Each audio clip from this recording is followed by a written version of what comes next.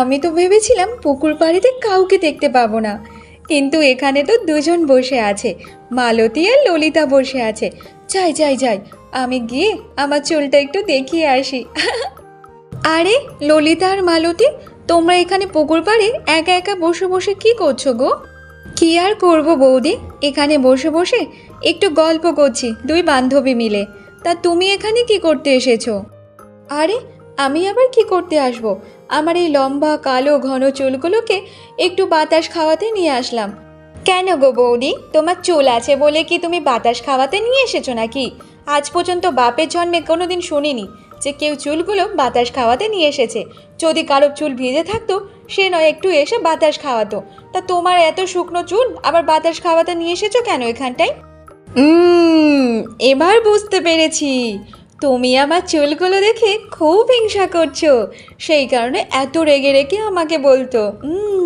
হিংসা তো হবেই, কারণ তোমার মাথায় এমন ভালো চুল তো নেই, সেই কারণে হিংসা হবে, তাই না? না গো বৌদি, আমরা হিংসা কেন করব? এটা তো সত্যি যে তোমার সত্যি চুলগুলো অনেক সুন্দর, তা বলে যে আমরা হিংসা কেন করব বলো? এই ললিতা, তোর কি চোখে ছানি পড়েছে নাকি? দেখতে পাস না যে চুলগুলো কি খুবই সুন্দর লাগছে নাকি? এই বৌদি না সবসময় চুল নিয়ে খুব অহংকার করতে থাকে। এমন কি চুলের মধ্যে আছে যে এত অহংকার করছে? এই দেখো ননদিনী, একদম আমার চুল নিয়ে বাজে কথা বলবে না। চোখে তো ছানি ওর পড়েনি, তোমার পড়েছে, কারণ আমার এত সুন্দর চুল দেখে তুমি সহ্য করতে পারছো না।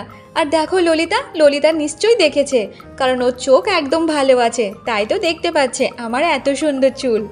এই দেখো বৌদি, একদম বাজে কথা বলবে না, সব সময় শুধু চুল নিয়ে অহংকার করতে থাকো। একদিন এমন একটা দিন আসবে যে তোমার এই অহংকার দেখবে মাটিতে মিশে যাবে, বলে দিলাম। আচ্ছা ললিতা বোন, তুমি একটা কথা বলো তো, এই গ্রামেতে কাউকে দেখাতে পারবে যে আমার মতো এত সুন্দর কারো চুল আছে? তুমি বলো, দেখাতে পারবে আমাকে? না বৌদি, তুমি তো একটা কথা ঠিকই বলেছ, এই গ্রামে তোমার মতো এত সুন্দর লম্বা ঘন চুল কারোর নেই, তোমারই মাথায় একমাত্র আছে। সত্যি তোমার চুলগুলো অনেক সুন্দর। হুম, জানি জানি ললিতা, এই গ্রামেতে আমার মতো এত সুন্দরী আর ঘন লম্বা চুল কারোর নেই, বুঝেছ? আর কোনোদিনও হবে না আমার মতো। ভগবান আমাকে এত সুন্দর করে পাঠিয়েছে, কেন যে তোমার দাদার মতো ভ্যাবলাচরণ আমার কপালে জুড়ল তা কে জানে। আমার কপালে তো আরও অনেক ভালো রাজপুত্র জুটতে পারতো। জানি না এখানে যে কেন কি কপাল জুটে আমার বিয়ে দিয়েছে তা কে জানে। বৌদি, তুমি এমনভাবে কেন বলছো? আমাদের দাদা অনেক ভালো, এমন ছেলে তুমি কোথাও খুঁজে পাবে না, বুঝেছো? এই ললিতা শোন, তুই যদি এখানে বসে বসে আর বাজে বাজে কথা শুনতে থাকিস তাহলে আমি চলে যাচ্ছি। তুই এখানে একাই বসে থাক, আমার এখানে এক মুহূর্ত থাকতে ইচ্ছা হচ্ছে না। তারপর তারা ওখান থেকে চলে যায়।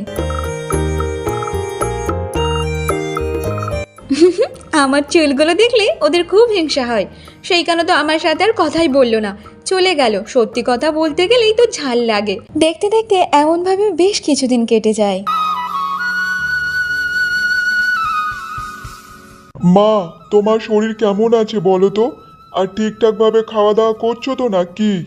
তোকে আর কি বলবো রে বাবা, তোর বইয়ের জ্বালায় ঘরে থাকা এখন অতিষ্ঠ হয়ে গেছে। সব সময় চুল চুল করে তো সংসার ধর্ম একদম মাথায় তুলে দিয়েছে। কোনো বাড়ির একটা কাজ পর্যন্ত করে না, কোনো কুটিও নাড়ে না, সব কিছু আমাকে দিয়েই করায়। সেটাই তো মা দেখছি, ও চুল নিয়ে খুব অহংকার করতে শুরু করেছে। যেমন ও সুন্দর দেখতে তেমনই সুন্দর চুল, তা নিয়ে ওর অহংকারে মাটিতে পাও পড়ছে না। এটা নিয়ে আমারও একদম পছন্দ না মা। বাবা রে, তোর বউকে তো একটা কথা বললে আমাকে 10টা কথা শুনিয়ে তো রেখে দেয়, সেই কারণে তোর বউয়ের সাথে আমি আর মুখ লাগাই না। সকাল হলে শুধু পাড়া বোড়াতে যাই আর সবাইকে চুলগুলো দেখাতে যাই। চুল আছে বলে তোর বউ এত অহংকার করে, তোর বউকে না দেখলে তো আমি আজকে দেখতেই পেতাম না যে চুলের এত অহংকার। মা, আমি ভাবছি এর কোনো না কোনো একটা উপায় বের করতেই হবে। যদি এমনভাবে চলতে থাকে তাহলে চলতে দেওয়া যাবে না। ওর অহংকারে আমাদের পুরো একদম অতিষ্ঠ হয়ে গেছি। সবসময় চুল নিয়েই পড়ে আছে আর রূপ নিয়ে পড়ে আছে। মা, এবার একটা কোনো কিছু করতেই হবে। তা কি করবি রে বাবা, কিছু কি ভেবেছিস? তোর বউ যা মেয়ে, সে তো কারোর কোনো কথা শুনবে না। মা, তুমি ওইসব চিন্তা করো না, আমাকে কোনো একটা উপায় বের করতে দাও। এর লম্বা চুলের অহংকার এবার শেষ করতে হবে।